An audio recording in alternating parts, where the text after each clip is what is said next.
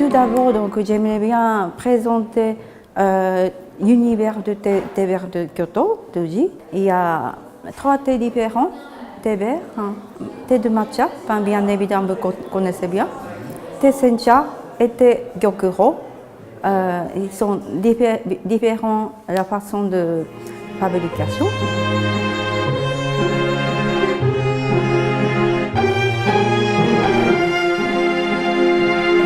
Au début, au milieu, à la fin, c'est pas le même goût. Petit à petit, pour équilibrer le goût. Quand l'eau chaude est plus élevée, il y a le catéchine qui sort plus. Donc le goût amer est plus prononcé. Le matcha, c'est-à-dire en fait c'est le thé, donc en forme de poudre comme ça. Ce qui est assez rare aujourd'hui, la plupart du thé, c'est un thé infusé. Toutes les feuilles, on enlève toutes les parties comme les tiges, les nervures, tout ce qui est partie dure, et on garde uniquement la partie des feuilles qui sont très tendres.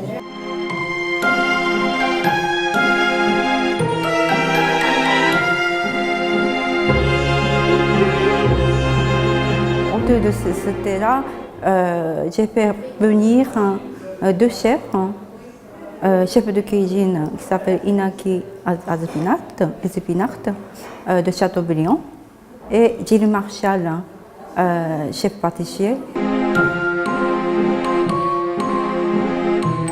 Au début, quand on a goûté ce thé, on a dit qu'il était tellement intense. Brut à respecter, tellement pur qu'on pensait aller caresser un produit avec et puis c'était tout. Et en fait,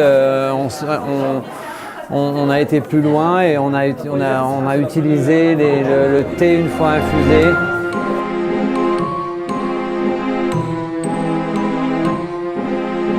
On a bu des infusions, on a testé les produits comme le thé Gyokuro. Après, le chef a décidé qu'il fallait plutôt, comme la décoction, avoir un produit très naturel, très frais. Et après, on est passé sur des biscuits un petit peu plus croquants.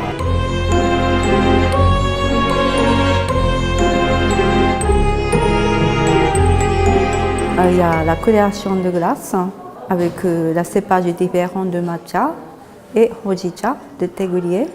Et puis il y a la dégustation de thé froid avec 5 variétés de thé.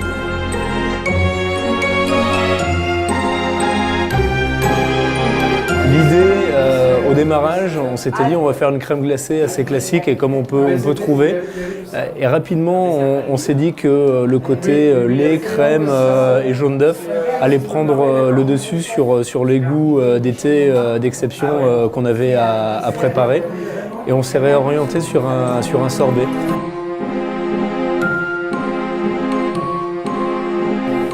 Là, sur tous ces thés, il y a une évidence sur les plats qui sont des plats un peu japonais. Donc on peut imaginer riz blanc, poisson. Mais en travaillant un petit peu, on peut provoquer et tendre un peu vers des plats plus classiques français.